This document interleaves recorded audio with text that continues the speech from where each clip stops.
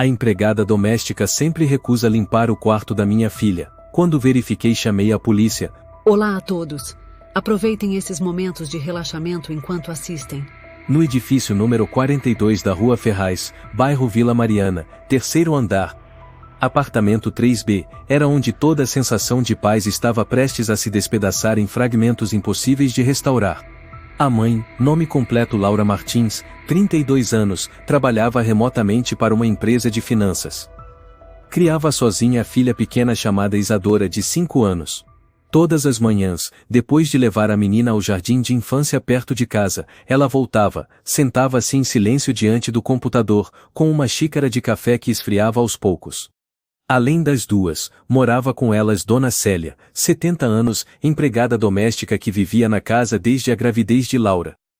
Dona Célia era como uma sombra silenciosa, sem fazer alarde, sem muitas perguntas, bastava saber que havia trabalho para fazer, um fogão para cozinhar, e uma criança que ela amava como se fosse sua neta. Tudo começou numa manhã de segunda-feira que parecia não ter nada de diferente. Dona Célia, a senhora pode limpar o quarto da Isadora hoje? Faz dias que eu acabei esquecendo. Disse Laura em voz alta da sala, os olhos ainda grudados na tela do computador. Silêncio. Depois de um tempo, Dona Célia saiu da cozinha, secando as mãos no avental. Vou limpar os outros cômodos primeiro, depois vejo isso. A voz dela tinha algo de hesitante. Laura virou-se para olhá-la. A senhora ainda não limpou o quarto da Isadora desde a semana passada. Tem alguma coisa? Dona Célia desviou o olhar. Ultimamente o ar lá dentro tá estranho. Meio que o quê? Não sei. Dá uma sensação estranha. Úmido e frio. Acho que é só impressão minha. Gente velha costuma ser assim. Ela forçou um sorriso, depois se virou rapidamente, como se quisesse fugir do olhar curioso de Laura. Laura franziu a testa. Estranho mesmo. Dona Célia não era o tipo de pessoa impressionável. Sempre segura, firme. Se ela dizia que algo estava estranho, com certeza havia alguma coisa. Mas então Laura voltou a se concentrar no trabalho até o meio-dia, esquecendo completamente do assunto. Naquela tarde, depois de buscar Isadora na escola, Laura estava ocupada numa reunião por Zoom. Pediu para a filha brincar sozinha no quarto e então fechou a porta do escritório. A reunião se alongou, misturando o som do teclado com vozes saindo das caixas de som. Mas, entre esses sons, havia algo mais, risadinhas suaves, abafadas. Laura não deu importância, achando que a filha estava brincando de boneca ou algo assim. À noite, Laura entrou no quarto da filha para desejar boa noite. O cômodo estava arrumado, os desenhos em aquarela feitos por Isadora colados pelas paredes. Laura sentou-se na beirada da cama, alisando os cabelos da menina. Hoje você brincou com quem no quarto? Ela perguntou distraída. Isadora sorriu. Brinquei com a amiga. Que amiga? Quem? A amiga que vem de cima. Às vezes ela me assusta. Laura se sobressaltou. De cima, do sótão. Isadora balançou a cabeça. Não. Lá de cima mesmo. Apontou para o teto e sussurrou. Ela sabe brincar de andar pelas paredes. Ela anda até no teto. Laura estremeceu. Você sonhou isso, filha? Isadora balançou a cabeça, sorrindo. Não, ela já tá aqui faz tempo. Ela fala bem baixinho, eu ouço quando fico bem quietinha. Um arrepio percorreu a espinha de Laura. Ela engoliu seco, forçando um sorriso. Tá bem, agora dorme. Amanhã tem escola. Ela rapidamente apagou a luz, fechou a porta do quarto. Mas naquela noite, ela não conseguiu dormir. A frase, a amiga que vem de cima, ecoava na mente como um sussurro vindo de um lugar muito distante. Na manhã seguinte, Dona Célia novamente arrumou uma desculpa para não entrar no quarto de Isadora. Dessa vez, disse que estava com dor de cabeça. Será que hoje você pode limpar o quarto para mim? Eu tô meio tonta. Disse ela sentada à mesa, segurando com força a borda do guardanapo como se quisesse esconder algo. Laura suspirou. Tá bom, eu limpo. Ela pegou um pano, um balde com água e entrou no quarto da filha. A luz da manhã entrava pela janela, iluminando os brinquedos de boneca. Tudo parecia normal, mas havia algo no ar que arrepiava a pele. Algo que não combinava. Ela limpou o chão, a mesa, a janela. Quando olhou para cima, viu o lustre coberto de poeira. Acho que desde que nos mudamos nunca limpei isso. Murmurou, então puxou uma cadeira de madeira para o centro do quarto e subiu. Assim que sua mão tocou o abajur, algo fez seu coração parar por um instante. Uma marca em tom acinzentado. Não era poeira, não era teia de aranha. Era uma pegada de criança. Laura ficou paralisada. No teto, ao lado da lâmpada, havia uma pequena pegada, com os dedinhos claramente definidos. E depois, outra, e mais outra. Ela ergueu o olhar, olhos arregalados de horror. Ao longo do teto, na linha onde encontrava a parede, havia uma fileira de pegadas infantis, pequenas, organizadas, como se alguém ou alguma coisa tivesse caminhado de cabeça para baixo, desafiando a gravidade. Não pode ser, sussurrou. Ela esfregou os olhos, desceu da cadeira, depois subiu novamente. As marcas ainda estavam lá. Não tinham desaparecido. Laura sentou-se no chão, tremendo. Cada poro do seu corpo parecia querer gritar. Ela pegou o celular e tirou fotos. Não para guardar, mas para ter prova de que não estava enlouquecendo. Saiu correndo do quarto, o coração disparado. Dona Célia estava parada na porta da cozinha. Como se já soubesse. Você viu, não foi? A voz dela falhou. Laura olhou para ela, estarrecida. A senhora sabia. Dona Célia assentiu, os olhos cheios de medo. Eu vi, faz tempo. Mas, não tive coragem de falar. Por quê? Porque se eu falasse, iam dizer que eu tô louca. Que velho é supersticioso. Que imagina coisa. Ela tremia. Mas, eu sei que tem algo errado. Naquele quarto. Aquele frio, não é de temperatura. Laura segurou a cabeça, sentando-se à mesa como se o mundo tivesse inclinado de repente. A senhora já viu a Isadora olhando pro teto? Perguntou. Dona Célia assentiu lentamente.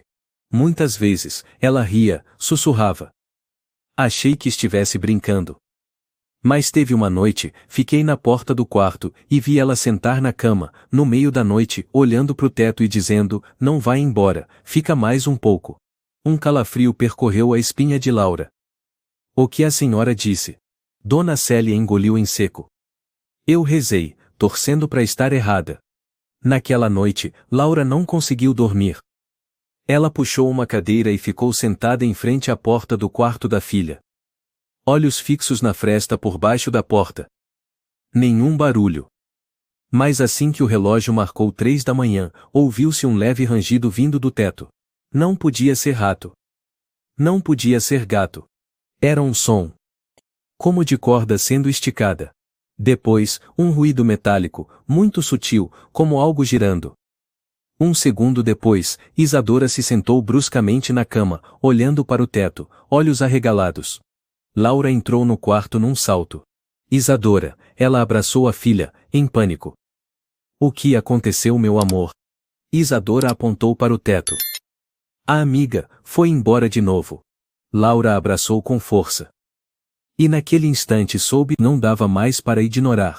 Na manhã seguinte, Laura estava sentada à mesa, com o rosto pálido, os braços apoiados sobre a cabeça. Dentro do quarto, Isadora ainda dormia profundamente, com o cabelo bagunçado cobrindo parte do rosto, como se nada tivesse acontecido. Dona Célia apareceu com uma xícara de chá de camomila quente. Colocou delicadamente na frente de Laura sem dizer nada. Depois de um longo silêncio, foi Dona Célia quem falou primeiro. Ontem à noite, eu vi você sentada em frente à porta do quarto da Isadora até amanhecer. Laura assentiu. A voz fraca. Tem alguma coisa no teto. Eu ouvi barulhos. Dona Célia estremeceu. Barulhos como cordas se esticando. Sim. E um som como algo girando. Tipo engrenagem.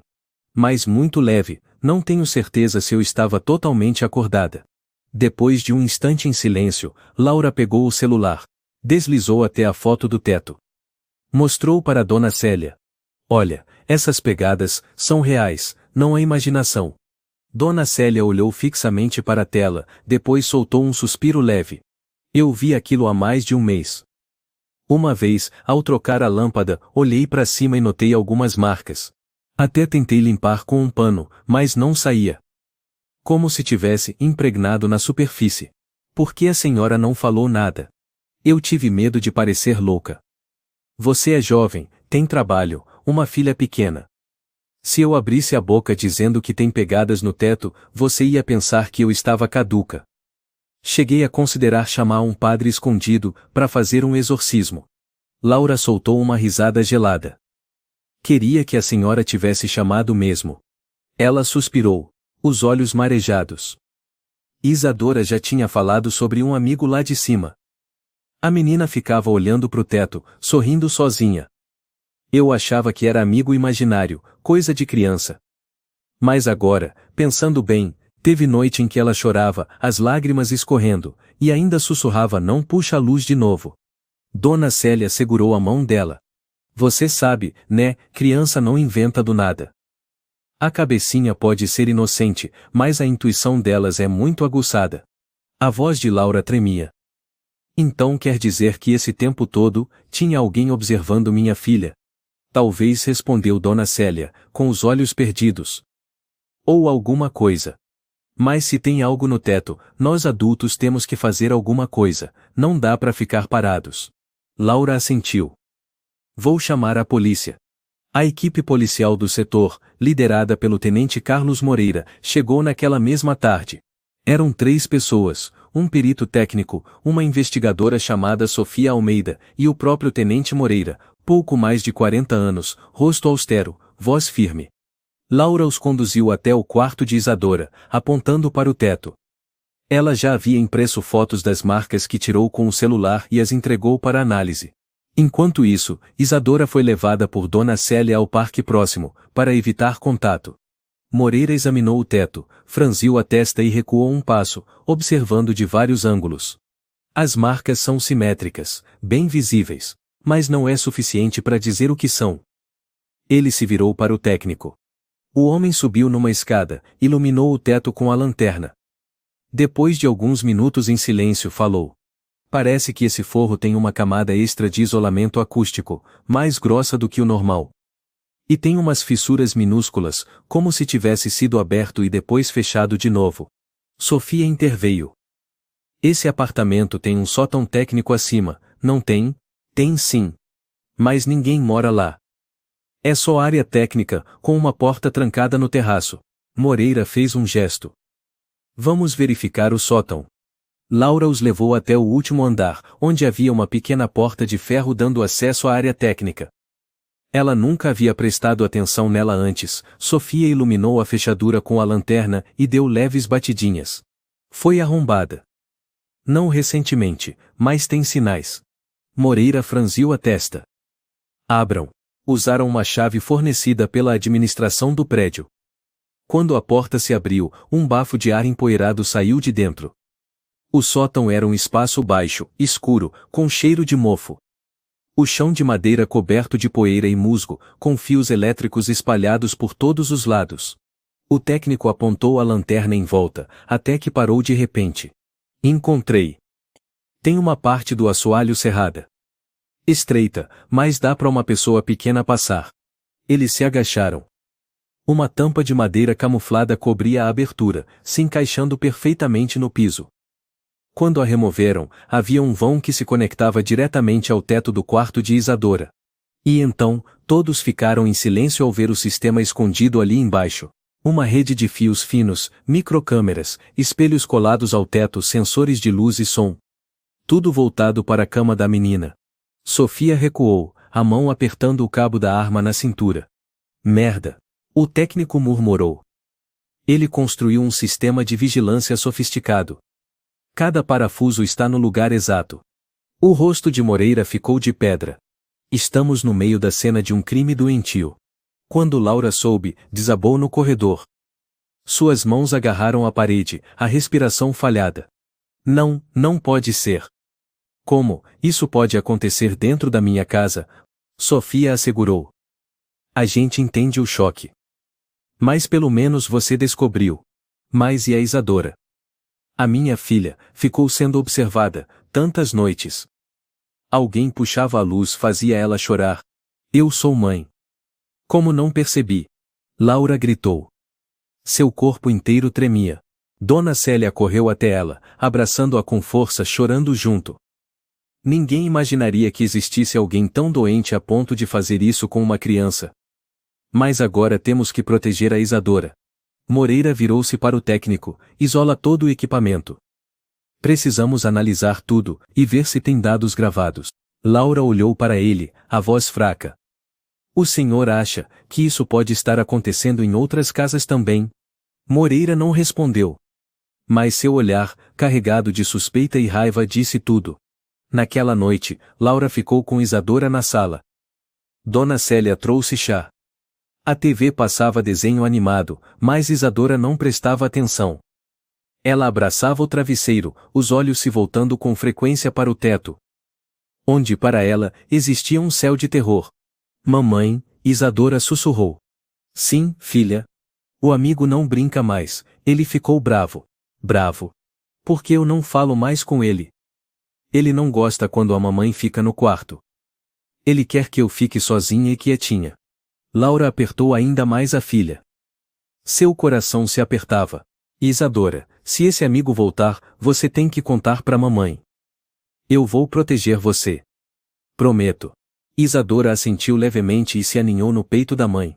Um tempo depois, ela murmurou. Mamãe. E se o amigo for de verdade?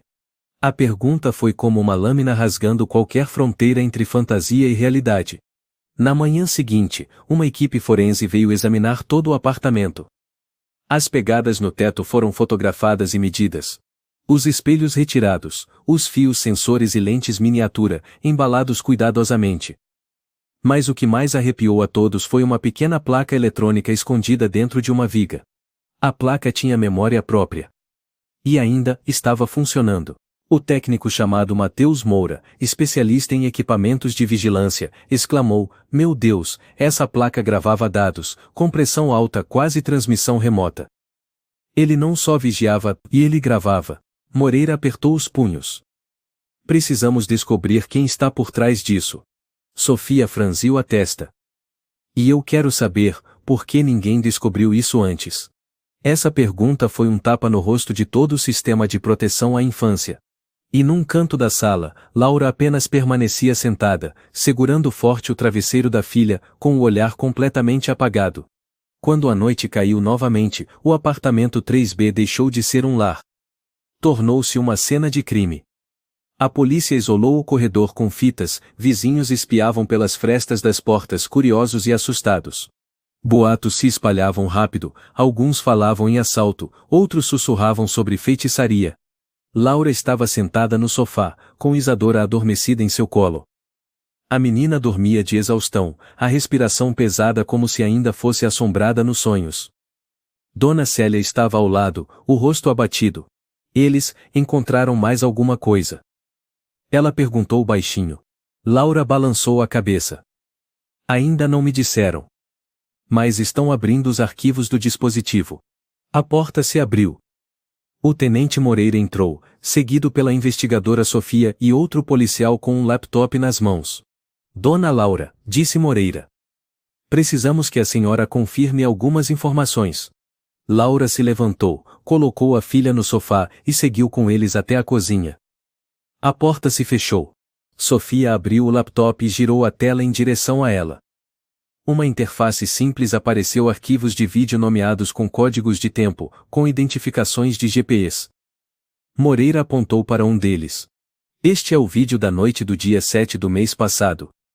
Do sistema instalado no teto do quarto da Isadora. Laura engoliu em seco. Não tinha certeza se queria ver. Mas assentiu. Sofia deu o play. Na tela, as imagens apareciam em visão infravermelha. A cama da pequena Isadora estava nítida. A menina dormia, abraçada ao travesseiro. Então, uma luz piscou por alguns segundos. Isadora se sobressaltou. Sentou-se, os olhos vasculhando o ambiente. Depois, ouviu-se um leve chiado, como som de engrenagem girando, e então um ponto vermelho, pequeno, desceu do teto, piscando. Isadora olhou para cima, recuando até encostar-se à parede. Laura desabou em lágrimas. Levou a mão à boca. Não, não pode ser. Sofia pausou o vídeo. Temos centenas de gravações assim. Não apenas daqui, mas de vários outros locais. Moreira entregou um envelope. Verificamos o histórico de locação logo após encontrar o sistema no teto. Mas o contrato estava no nome de uma empresa intermediária, sem fotos reais, e com documentos em ordem. Só conseguimos descobrir a identidade verdadeira ao rastrear o endereço IP do HD, Renato Rocha. Esse nome fez Laura estremecer. Parece familiar. Moreira continuou.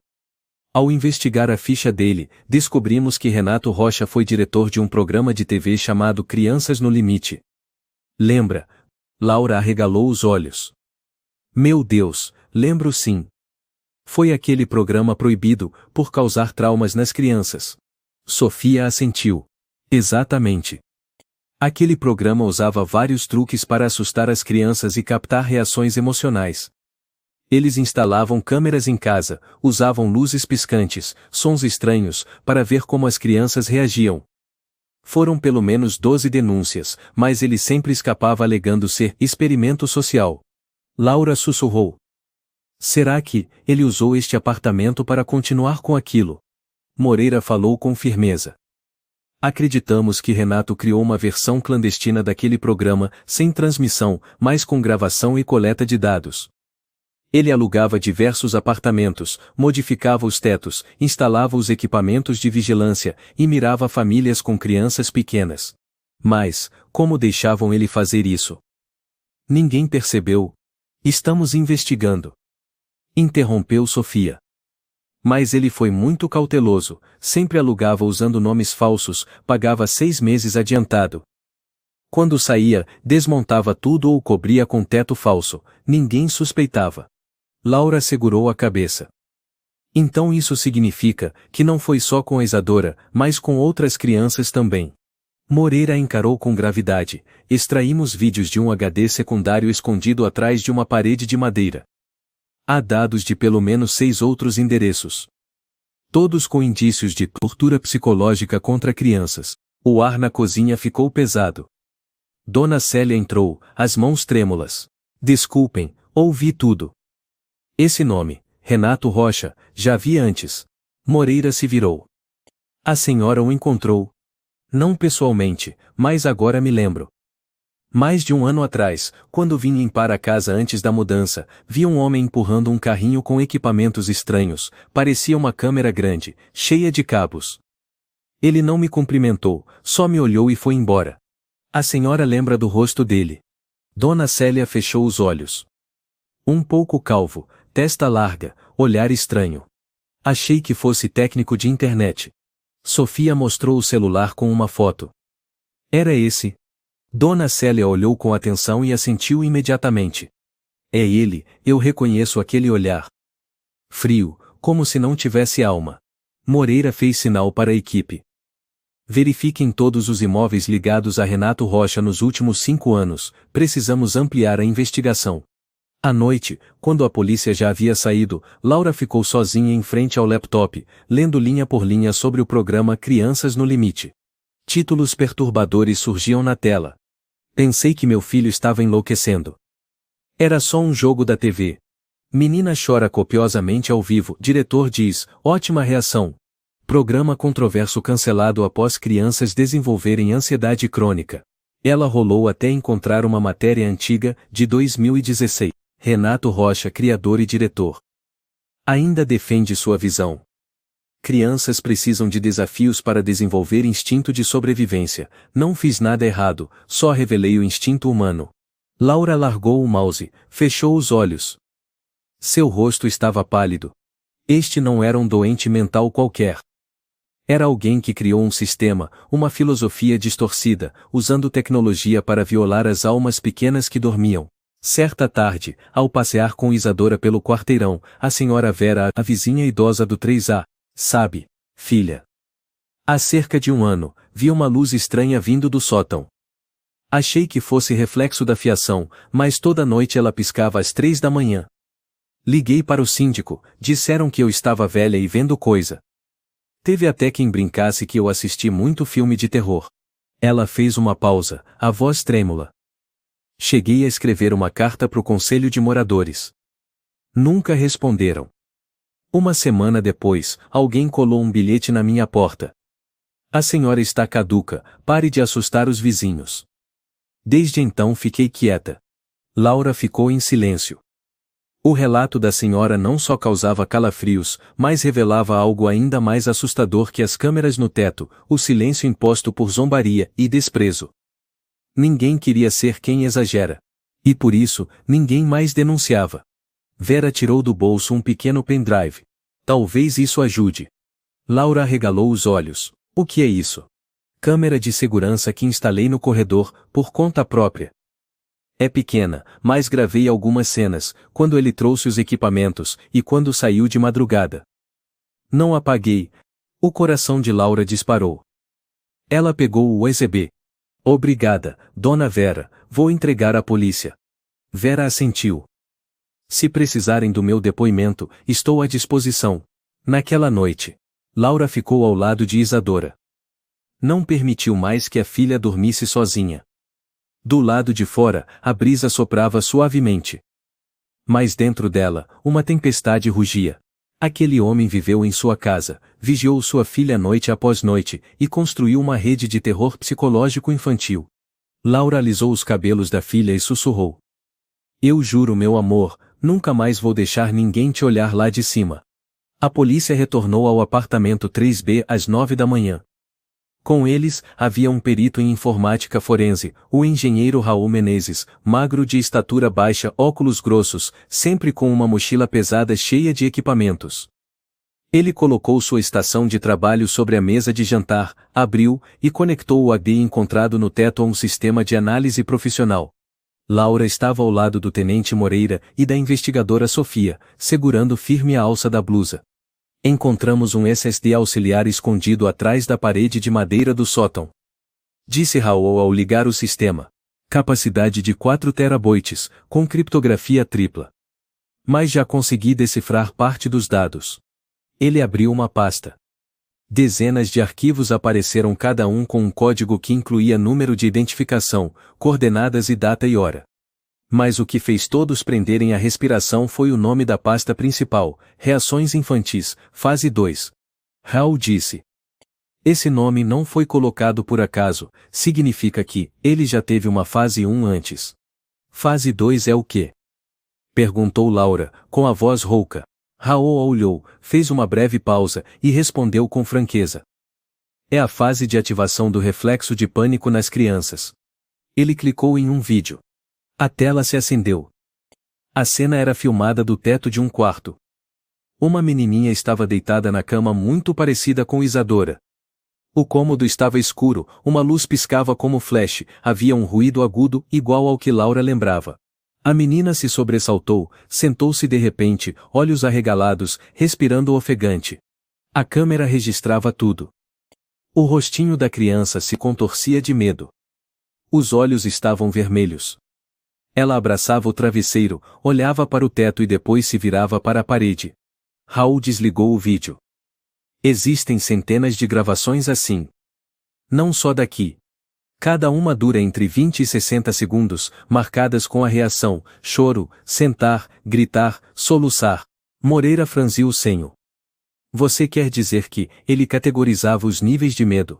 Exatamente. Disse Raul. E parece que ele classificava as reações. Em alguns vídeos há observações como, boa resposta, acordou às 3h12, ou baixo nível de pânico, aumentar volume do ruído. Ele usava termos como se fosse um pesquisador. Sofia murmurou. Ele tratava as crianças como ratos de laboratório.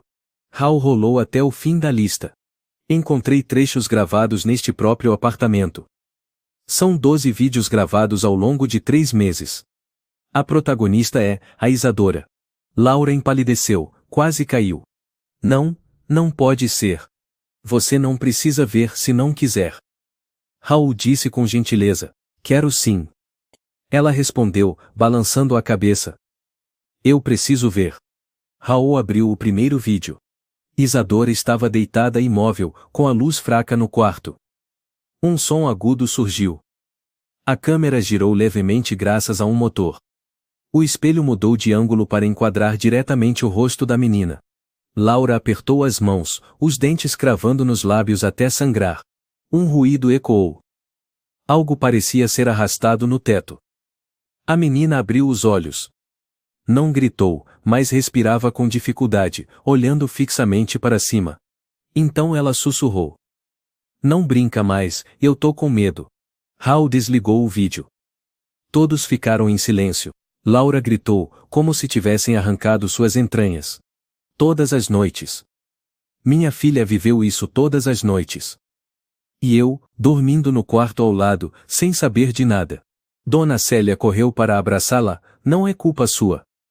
Ninguém imaginaria que o teto viraria os olhos de um demônio. Sofia colocou a mão no ombro de Laura. Nós não vamos deixar esse homem escapar. Eu juro. Raul conectou outro dispositivo. Este SSD não armazenava só vídeos. Ele guardava logs do sistema, linhas de código com temporizadores, controle de som, luz, rotação da câmera. Cada linha de código tem horário que bate perfeitamente com o sistema do teto. Moreira perguntou. Ele transmitia dados para fora? Raul assentiu. Sim. Ele usava um módulo de emissão próprio. Sempre que uma rede Wi-Fi próxima era ativada, os dados eram enviados a um servidor remoto. Estamos rastreando o IP. Laura virou-se para Moreira, as lágrimas escorrendo. Então. Não era só espionagem. Alguém pode ter visto minha filha pela internet. Moreira não respondeu. Apenas disse, faremos tudo para bloquear isso. Mas você precisa estar preparada. Naquela tarde, a polícia saiu levando todos os dados e evidências. Laura ficou no quarto de Isadora, olhando para o teto despedaçado. Placas quebradas, a estrutura de madeira chamuscada à mostra. Ela olhou para o vazio, revivendo cada noite a filha se assustando, tremendo, os olhos aterrorizados enquanto ela, no quarto ao lado, dormia em paz. Dona Célia trouxe um cobertor, estendeu ao lado da cama de Isadora. Você devia dormir com ela agora, as duas precisam uma da outra. Laura assentiu. A senhora acha mesmo que alguém conseguiu assistir minha filha sendo torturada sem sentir culpa? Dona Célia respondeu sem hesitar. Com certeza, este mundo está cheio de gente assim. Mas também tem gente que vai ficar do seu lado. Laura segurava a folha que Raul havia impresso, uma planilha com os vídeos de Isadora. Havia gravações no dia do aniversário da filha. Em uma noite em que ela teve febre e dormiu profundamente. Em outra, durante uma tempestade, a filha havia gritado, e ela respondeu, dorme logo. Ela desabou, chorando convulsivamente. Naquela noite, Laura contou tudo a Isadora com a voz mais suave possível. Que havia um homem mau escondido no teto, que fazia coisas ruins. Que agora a mamãe sabia, e estava protegendo ela. Isadora não fez muitas perguntas. Só olhou para a mãe, com olhos profundos, e disse, mamãe, ontem eu sonhei que o amigo não estava mais no teto. Laura acariciou seus cabelos. É porque a mamãe assustou ele e fez ele ir embora. Isadora deu uma risadinha e adormeceu. Mas Laura não conseguiu dormir. Ficou de olhos abertos até o amanhecer, sem soltar a mãozinha da filha. No dia seguinte, a polícia concluiu que o conteúdo do HD configurava um crime. A imprensa ainda não noticiava nada para evitar alarme público. Mas nos bastidores da corporação, o caso já corria solto. Moreira ligou para Laura. Estamos entrando em contato com as famílias que moraram nos 6 outros endereços da lista. Algumas se mudaram, outras se recusam a colaborar. Por quê? Perguntou Laura. Não acreditam. Ou têm medo. Alguns disseram, já passou, não quero reviver isso. Laura mordeu os lábios. Então, Isadora não é a única vítima. Mas talvez seja a única conhecida. Exato. Ela olhou para o teto vazio. Não. Eu não vou deixar isso ser enterrado. Naquela tarde, Laura abriu o laptop. Escreveu um e-mail para vários jornalistas investigativos, com o título Minha filha foi filmada pelo teto. E quem fez isso já foi protegido pela televisão. Ela anexou um trecho curto de vídeo. Apenas 15 segundos, onde Isadora olhava para cima e dizia: "Tô com medo, não brinca mais." Enviar. Logo depois, recebeu resposta de uma jornalista, Valéria Andrade, repórter de um portal dedicado ao combate à violência infantil. Valéria escreveu: "Eu acredito em você, e vou ajudar a contar essa história do começo até o fim. Ninguém tem o direito de fazer isso com nenhuma criança." Laura apertou o punho. O fogo havia se acendido por dentro. Na manhã de terça-feira, Laura segurava uma xícara de café frio, olhando pela janela. Dona Célia estava por perto, tricotando. Mas já não tinha o semblante tranquilo de sempre. Suas mãos tremiam, o novelo de lã vermelha caía do colo, e ninguém o pegava. "A senhora conseguiu dormir?" Laura perguntou baixinho. Dona Célia balançou a cabeça. "Sempre que fecho os olhos, ouço um som, como o vento." "Mas não é vento, é algo deslizando no telhado." Laura permaneceu em silêncio. Não teve coragem de contar que também ouvia aquilo. Isadora, por sua vez, ficou ainda mais estranhamente silenciosa. Ela já não sussurrava sobre o amigo lá de cima. Não ria mais, não desenhava. Apenas sentava-se em silêncio à janela, o olhar perdido nas crianças brincando lá fora. "Quer ir brincar com os outros, filha?" perguntou Laura. Isadora balançou a cabeça. "Por quê?" A menina ergueu os olhos, a voz suave como brisa. "Porque ninguém acha que eu sou de verdade, eles acham que eu sou de filme."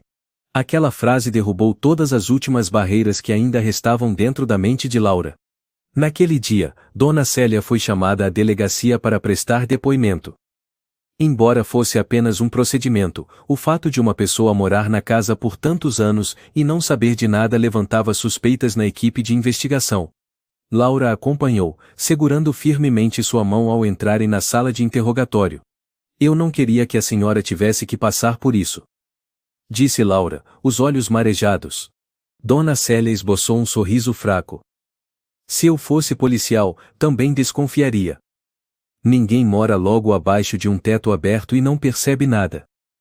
Eu, já estou velha, e eu tive medo." Na sala de interrogatório, a investigadora Sofia fez uma série de perguntas. Dona Célia já viu algum estranho na casa? Já ouviu barulhos vindos do alto? Já subiu ao sótão por conta própria? Ela respondeu com sinceridade, mas quanto mais falava, mais seu rosto se mostrava abatido. "Me desculpem. Eu vi as pegadas. Eu ouvi o chiado. Cheguei a pensar em ligar para a administração. Mas, achei que fosse coisa da velhice, da minha cabeça me pregando peças. Eu não tive coragem de confiar nos meus próprios sentidos." Sofia olhou, o olhar já não tão frio. "Eu acredito na senhora. Mas entenda, este caso é muito grande. Não podemos ignorar nenhum detalhe." Dona Célia assentiu, o olhar baixo. Ao sair da sala, ela segurou com força o braço de Laura. "Você acha que se eu tivesse dito algo antes, teria sido diferente?" Laura apertou sua mão. "Não foi culpa da senhora. A culpa é dele. Só dele." Mas dentro da cabeça de Laura, essa pergunta girava sem parar. Se naquele dia ela não tivesse limpado a luminária do teto, o que mais teria acontecido? Ao chegar em casa, Laura pegou seu HD externo. Aquele antigo que usava para guardar vídeos da família. Abriu gravações antigas, Isadora rindo na banheira, segurando sua mão no parque, pintando seu primeiro desenho. Tudo tinha uma luz suave, uma inocência, uma sensação de segurança. Depois, comparou com os trechos do HD entregue pela polícia. Isadora não sorria, os olhos estavam apagados. O rosto molhado de lágrimas na escuridão, com luzes vermelhas piscando no teto. Esse contraste esmagava o coração de Laura. Ela começou a duvidar de si mesma. Perguntou-se, quantas vezes Isadora chamou e ela não ouviu? Quantas vezes a filha tremia sob o cobertor, enquanto ela achava que era apenas uma fase de desenvolvimento emocional? Ela tinha lido livros de criação de filhos, participado de cursos de psicologia infantil, e mesmo assim não percebeu que sua filha estava sendo torturada psicologicamente todas as noites. Isadora voltou a desenhar. Mas os desenhos faziam Laura perder o ar. O primeiro era da menina deitada na cama, e o teto cheio de olhos vermelhos e redondos. O segundo mostrava um quarto escuro, com uma corda descendo do teto, sustentando uma sombra preta flutuando. Então veio um desenho que fez Laura deixar o lápis cair. Nele, a mãe aparecia de costas, com as mãos tampando os ouvidos, enquanto a menina estava encolhida debaixo da cama. No teto, um homem pendurado, sem boca nem nariz, com câmeras no lugar dos olhos. O que é isso que você desenhou? Laura perguntou, tentando manter a voz firme. Isadora respondeu. É o homem de cabeça para baixo. Como a mamãe não via ele, eu tive que desenhar. Laura segurou as lágrimas. Ele ainda aparece? Não, a menina balançou a cabeça.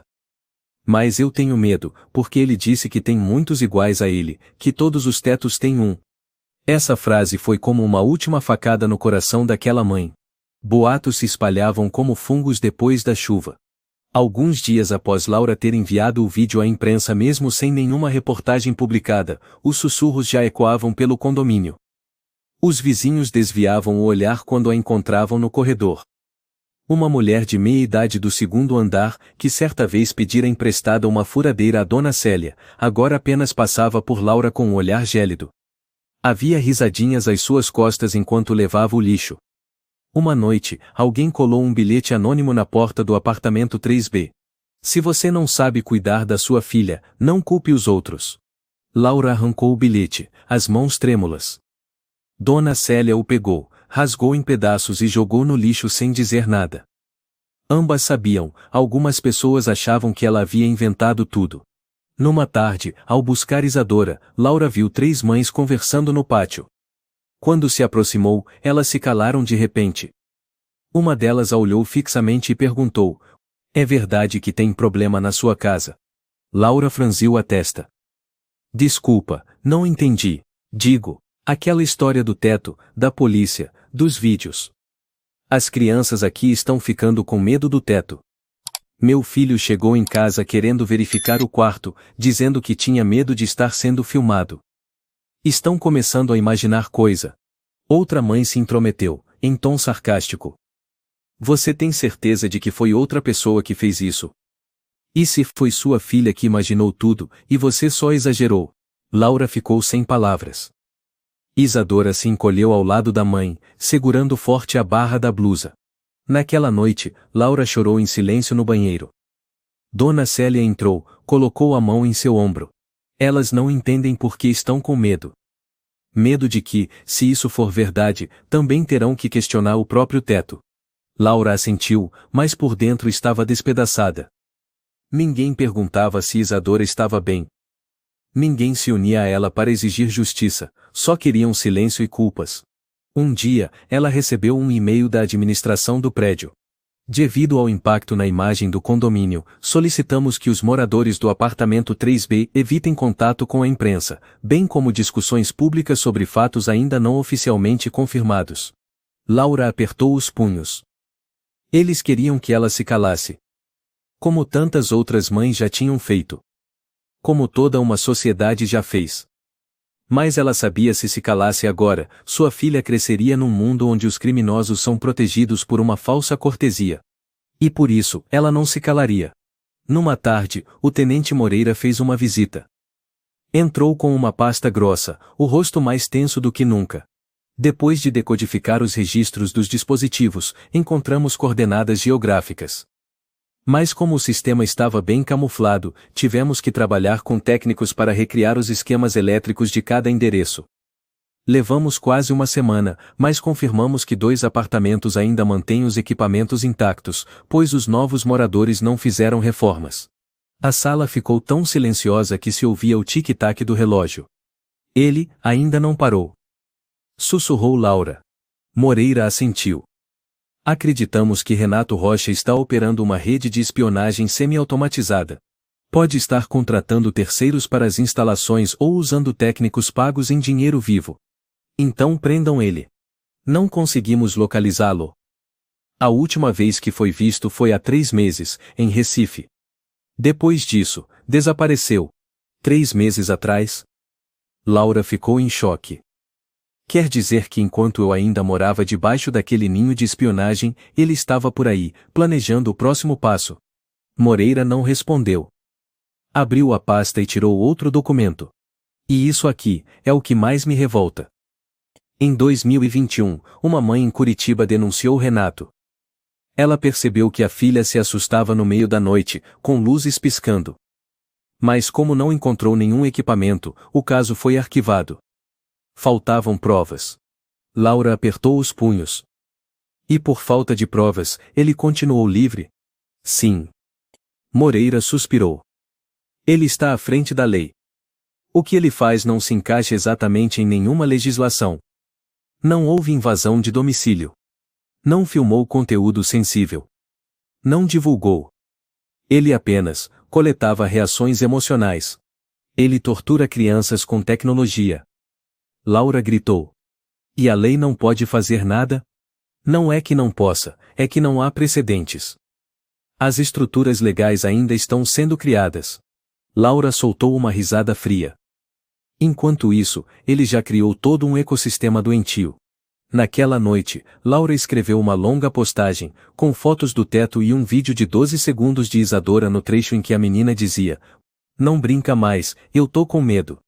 Ela publicou em sua rede social pessoal, usou as hashtags "Amigo do Alto", "Vigilância Infantil", "Teto já não é seguro", "Eu sou uma da Isadora." A postagem teve mais de 200 compartilhamentos em poucas horas. Mas apenas 12 horas depois, foi removida pela plataforma por imagem sensível de menor de idade.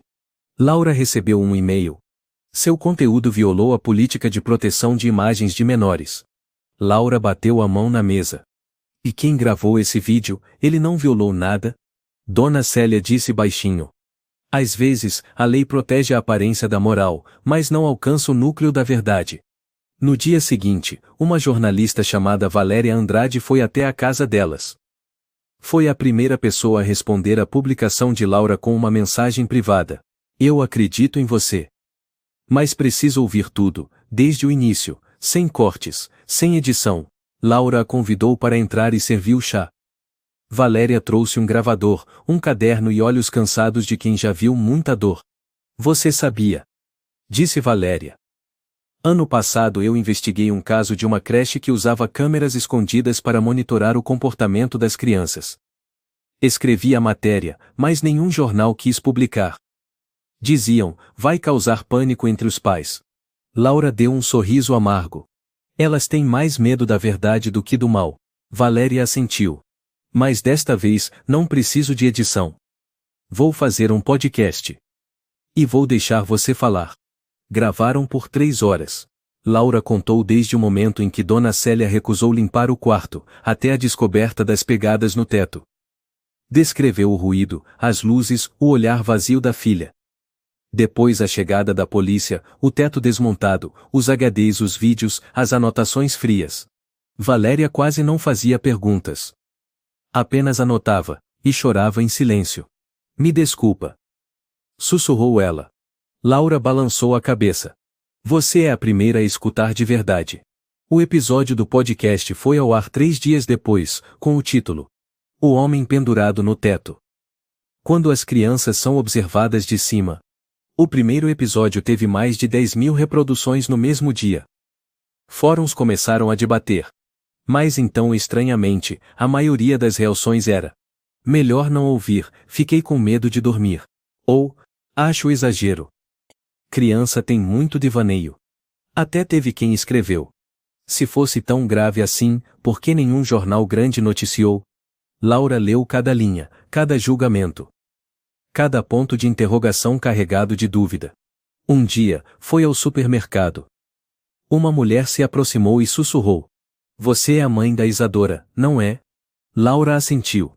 A mulher falou baixinho: "Não consegui ouvir o episódio inteiro, mas você é corajosa. Vou verificar o teto da minha casa." Laura sorriu, os olhos marejados. Mas logo depois, outra senhora passou por ela, lançou um olhar atravessado e disse em voz alta: "Por favor, pare de espalhar medo sem fundamento. Toda casa tem criança que sonha. Você tá deixando todo mundo em pânico." Ela apenas ficou parada, em silêncio. Na delegacia, Moreira examinou um pedaço de madeira, inspecionou cuidadosamente e o entregou a Raul, o perito em análise de dados.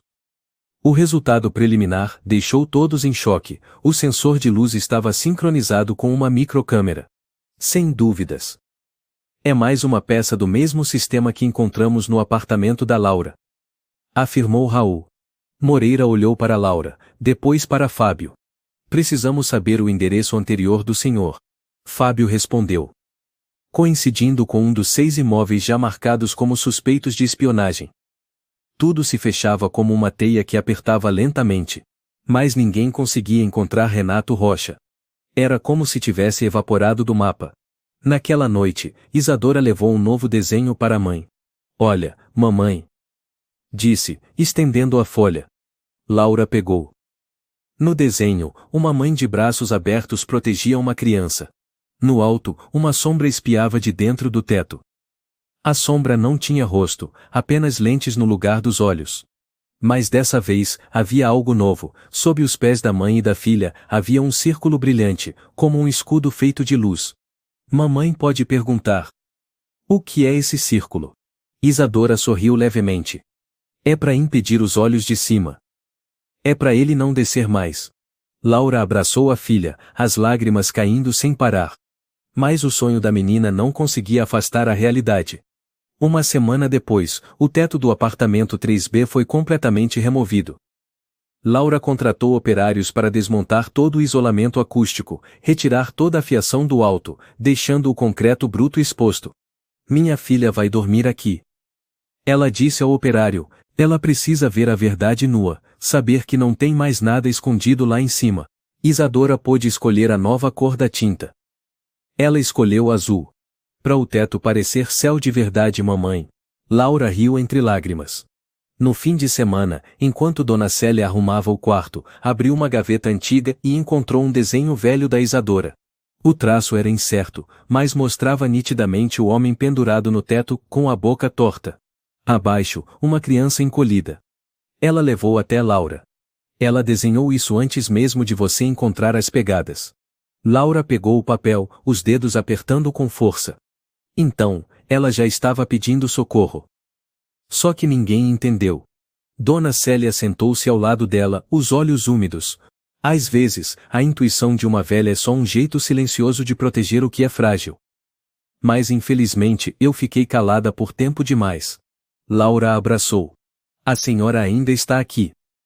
Então ainda não é tarde demais. Naquela noite, pela primeira vez em semanas, Laura deixou Isadora dormir sozinha. Ficou no quarto ao lado, mas deixou a porta entreaberta, com a luz do corredor acesa. No meio da madrugada, acordou com passos suaves. Isadora estava à porta, com o cobertor nos braços, os olhos sonolentos. Não conseguiu dormir. Isadora balançou a cabeça. O teto tá silencioso demais. Silêncio é bom. Isadora assentiu e se enfiou na cama da mãe. Mamãe, agora ninguém mais olha pra mim lá de cima, né? Laura a abraçou e sussurrou. Não, meu amor. Agora só tem o céu. E a mamãe? Do lado de fora da janela, São Paulo seguia iluminada. Os apartamentos com TVs ligadas, as pessoas ainda jantando, rindo, vivendo como se nada tivesse acontecido. Mas em algum andar, entre milhares de tetos silenciosos, podia haver ainda um par de olhos observando. E só quando vozes suficientes baterem na porta do mundo, ele vai começar a escutar. 3 semanas após a gravação final do podcast, Laura estava passeando com Isadora quando seu celular tocou. Na tela. Tenente Carlos Moreira. Ela atendeu. Dona Laura, pode vir à delegacia imediatamente. Seu coração gelou. Aconteceu alguma coisa? A voz dele estava mais grave, e havia urgência. Encontramos Renato Rocha. Laura deixou Isadora com Dona Célia e pegou um táxi até a delegacia. Sua mente girava, as mãos apertando a alça da bolsa como se quisessem esmagá-la. Ao entrar na sala, viu Moreira de pé ao lado de um quadro branco, coberto com um mapa detalhado da rede de Renato. Recebemos informações de uma equipe de investigação que atua em Recife. Começou ele. Renato alugou um galpão criativo na periferia, usando nome falso. Gabriel Silva. O local era um antigo estúdio de cinema, que ele transformou em laboratório experimental de resposta visual. Estúdio. Laura cerrou os dentes. Ele estava recrutando uma equipe de técnicos, crianças atrizes, dizendo que estava iniciando um projeto de televisão educativa.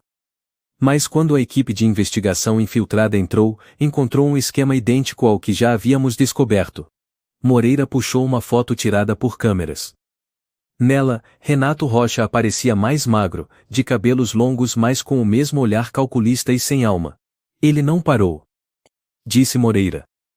Apenas mudou o nome. E desta vez quer replicar o sistema. Laura apertou os punhos. Já prenderam ele. Hoje de manhã. No local. Não teve tempo de apagar os dados.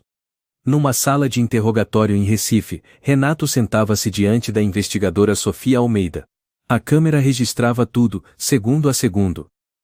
Ele usava uma camiseta cinza, calmo como alguém falando sobre filosofia da arte. Eu não fiz nada de errado. Disse, com voz suave. Só coletei dados emocionais de crianças em ambientes controlados. Embaixo do teto da casa dos outros? Não, em espaços projetados.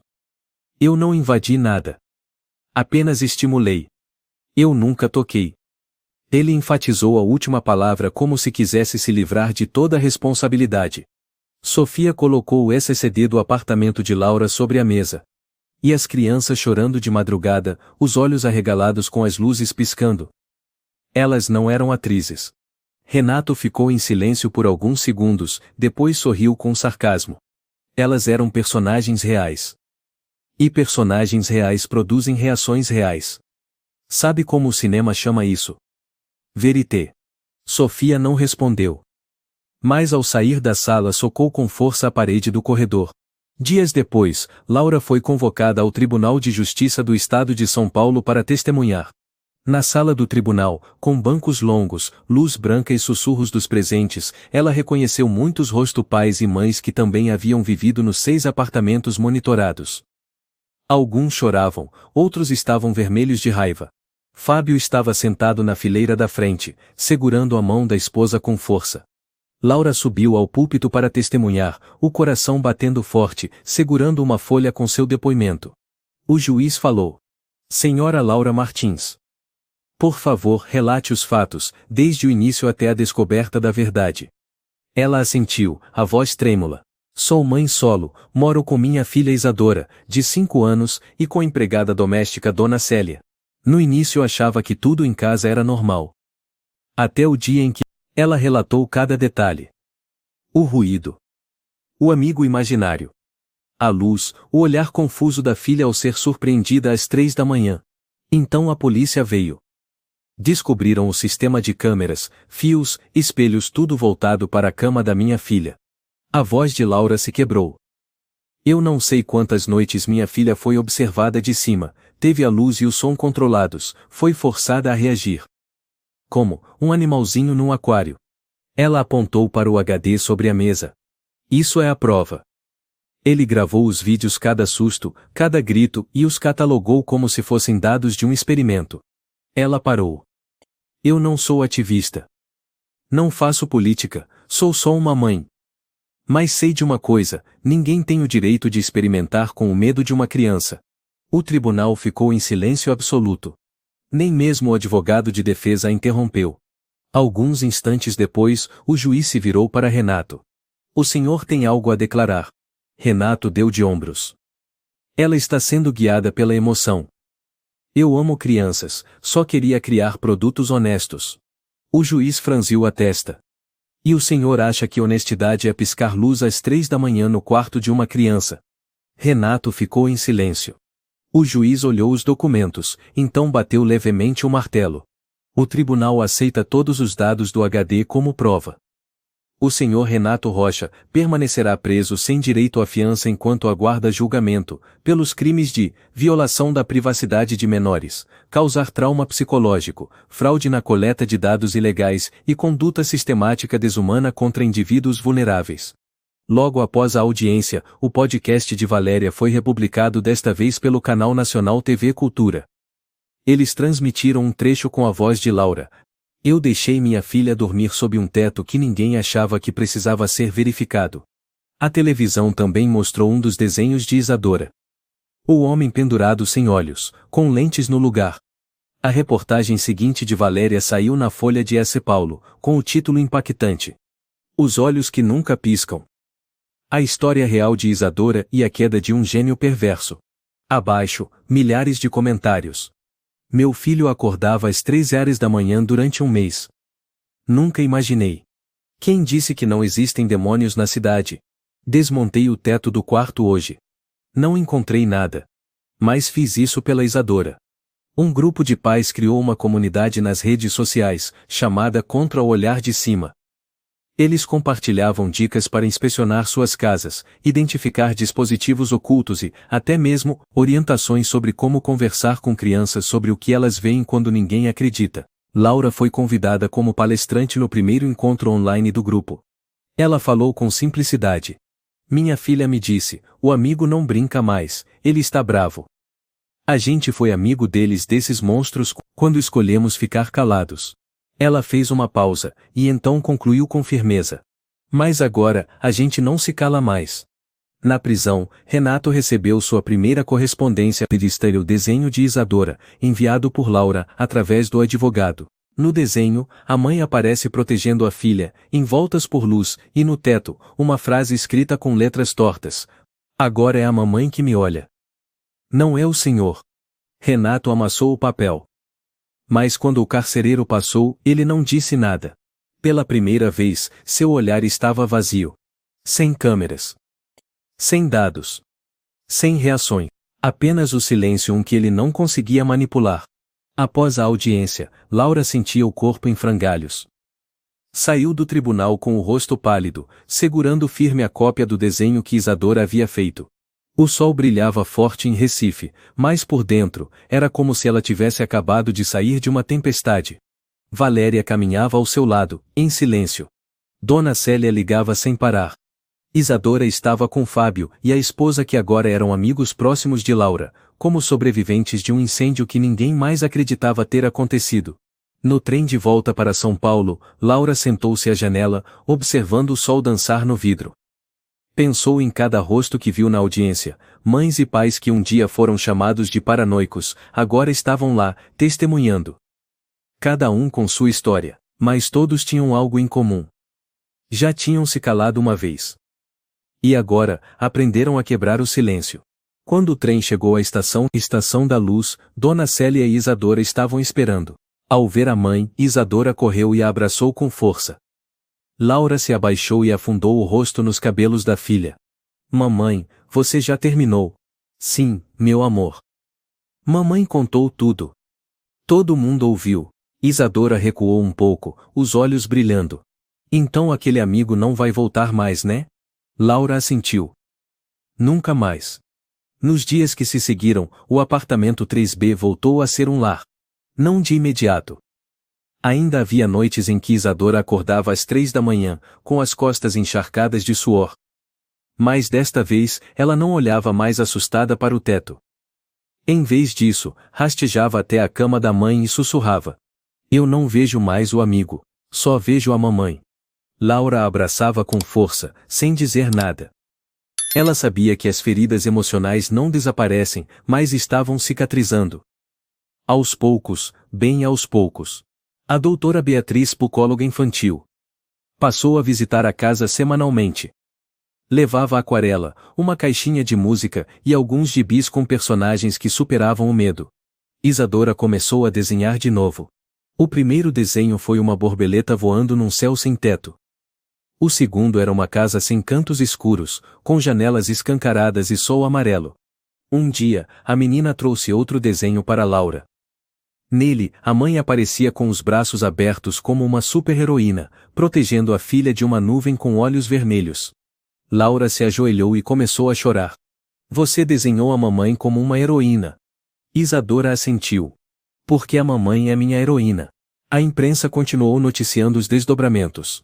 Renato Rocha foi oficialmente denunciado por diversos crimes, incluindo invasão de sistemas de dados pessoais de menores, causar traumas psicológicos e produção de conteúdo ilegal com fins lucrativos. Ele permaneceu preso aguardando julgamento, sem poder entrar em contato com nenhuma das pessoas que haviam sido personagens nos arquivos. A investigação durou meses. Mas o julgamento foi rápido, graças às provas irrefutáveis. No dia da sentença, 17 anos de prisão. Diversas famílias enviaram flores para Laura, junto com bilhetes.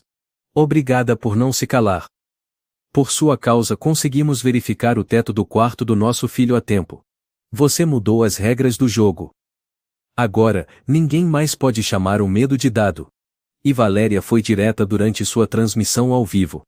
Desde que comecei no jornalismo, nunca vi alguém atravessar a escuridão como Laura Martins.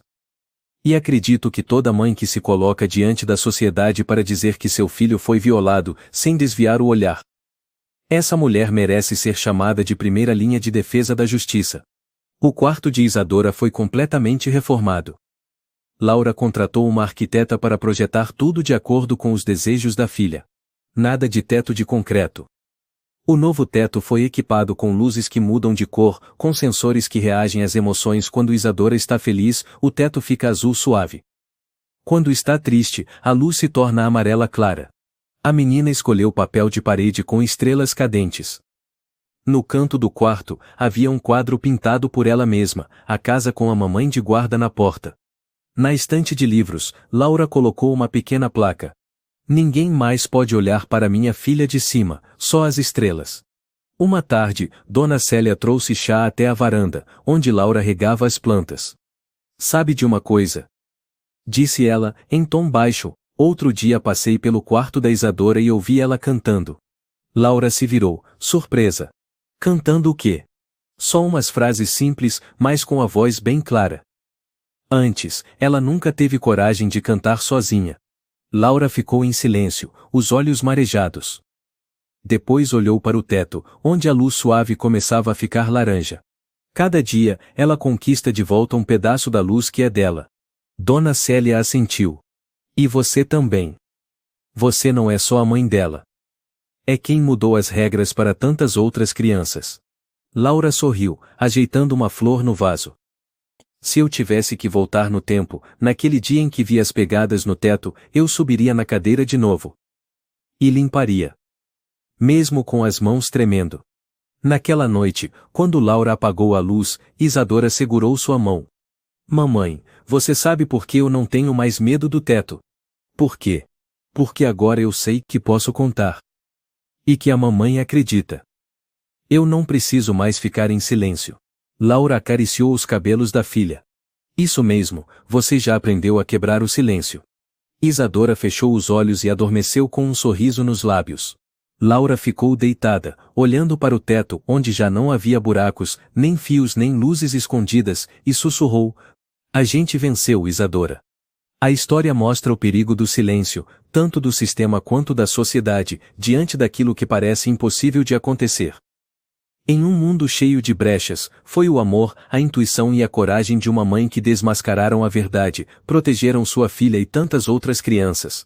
Crianças nem sempre sabem como pedir socorro, por isso, os adultos precisam aprender a escutar. E quando alguém tem coragem de se levantar, falar, agir, a luz começa a dissolver a escuridão. Ninguém tem o direito de olhar uma criança de cima. Ninguém. Se você gostou desta história, convidamos você a dar um like e se inscrever em nosso canal.